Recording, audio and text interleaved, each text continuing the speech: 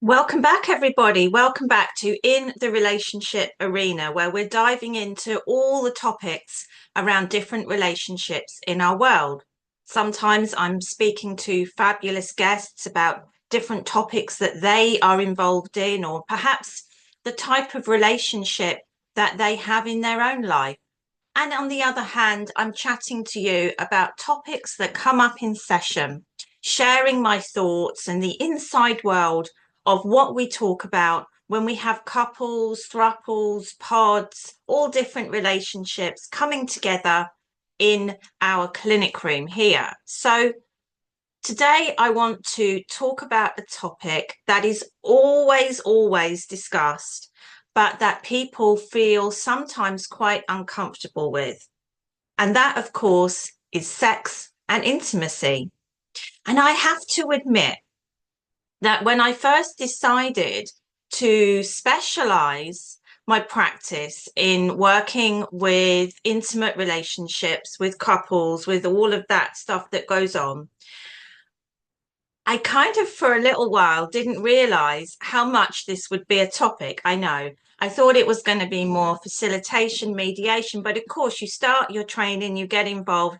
This is the topic that causes so many issues because you share your life with someone or persons, you share everything with them, you want to be with them, you're really intimate. Perhaps the physical side isn't an issue, but how often do you talk about it? So many couples do not talk about this topic.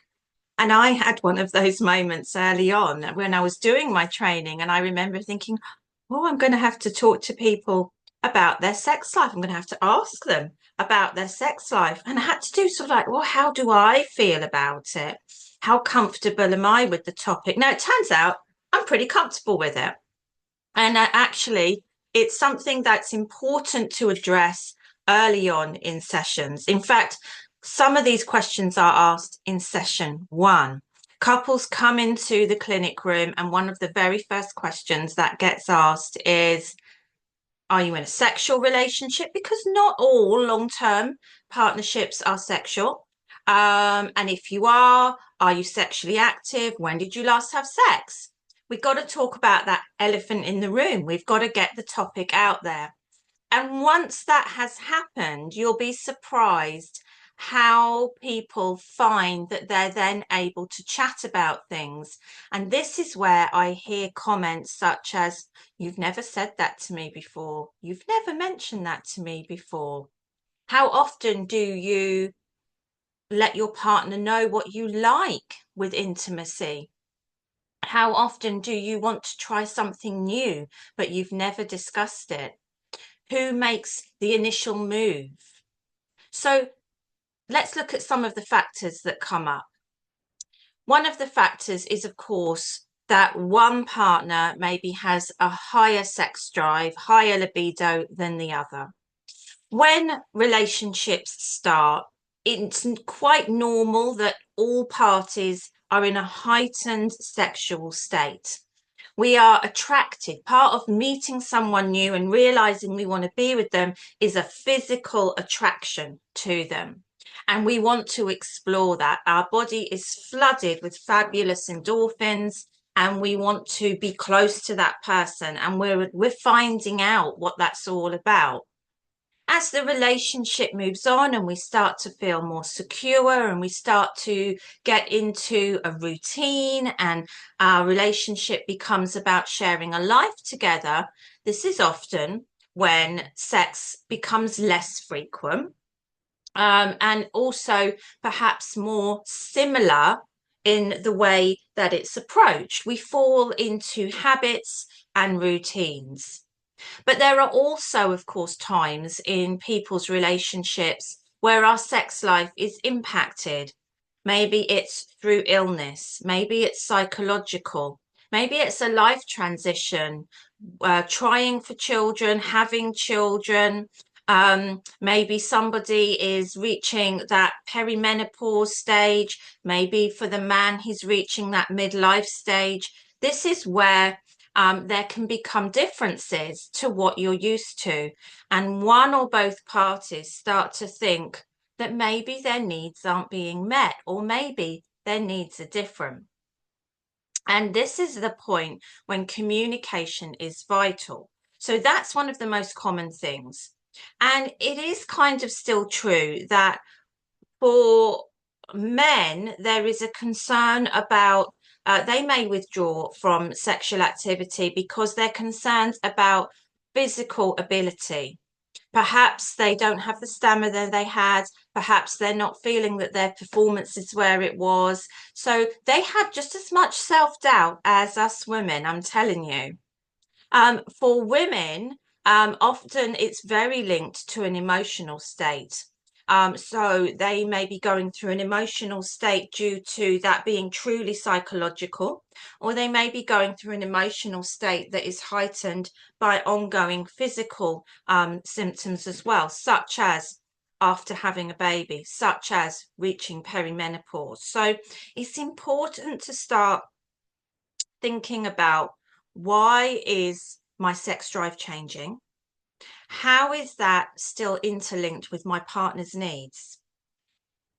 What happens when one of you really has lost their sex drive for whatever reason and the other person hasn't? Because actually, it's not okay. It's not okay if your relationship was based on physical intimacy to a certain degree, if that was a part of your togetherness, and now it's no longer there. And for some people, physical intimacy is a way of feeling secure in a relationship. It's a way of connecting. It's a way of saying, even though things are tough right now, we are still able to be physical with each other, and therefore I'm feeling better about things. So again, when one of you doesn't want to have sex and you're not talking about that, the other partner's needs aren't being met. And this can feel very much like rejection. And they may try to lean in and be intimate, but if they're constantly being told to back away, this can have a real impact on how they feel and how they see the relationship as well. So you've got to get the communication open. The other thing that's interesting is how we lose sight of the whole scope of intimacy. It becomes about full sex. And actually, we can gain so much as humans in a relationship from other ways of being intimate. Touch is such an amazing mood lifter in the right circumstances. Hugging somebody, holding them close for a good long 2-minute hug can do wonders for their nervous system being settled. But intimacy can be lots of things. It can be that little kiss on the cheek. It can be sitting together holding hands. It can be the touch on the back. You can engage in sexual activity without there needing to be full sex, because there's lots of things that perhaps for different reasons might make that quite stressful. If you are, for example, I just spoke to an amazing lady who specializes in menopause discussions and perimenopause. And, if you're going through that, then actually it can be quite painful. So it's really important that when we're saying my partner is feeling rejected, but I really don't want to have sex, let's talk about other ways of being intimate with each other. You've got to get comfortable with it. And then they say, well, I've never asked my partner what I would like. We don't talk. We don't talk during sex. It's fine. I'm not asking you to have a full-blown discussion, and you don't have to be talking to each other, like you're in a movie. What can be important is focus on what feels good. Have you ever told your partner or the people in your physical relationship how it feels when they do something that makes you feel good? So instead of saying, I don't like it when you do this, think about saying, I really like it when you do this. or I really enjoy it when you do that. And start with the simple things. What about if there's something new that you want to introduce? This can feel a little bit difficult to talk about. Interestingly, we have this really intimate physical connection with these people or this person, but we still feel embarrassed. It's almost like we learn as a young child that sex is, that's a bit embarrassing. It's a bit funny, isn't it? So, we have a little giggle. So we've got to get rid of that feeling of embarrassment and accept that this is normal. Okay, this is part of the species that we are. And this is, I'm talking about choosing, I'm talking about consensual, good, intimate times with your person or your people. So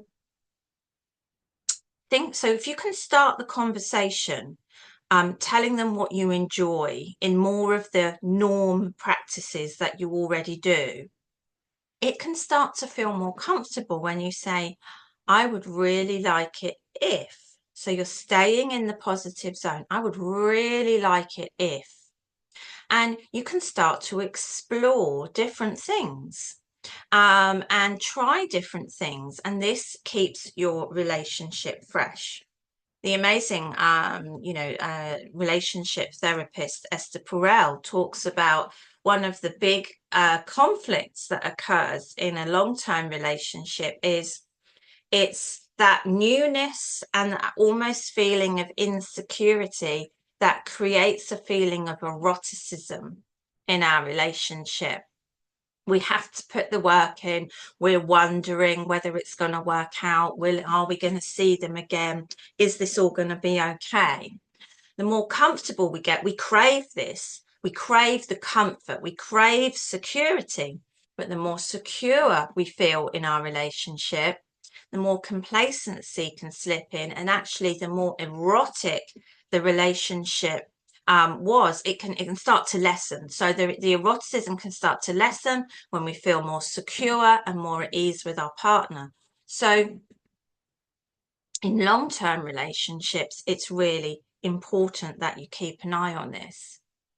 Have you ever thought about having a sex date? Okay.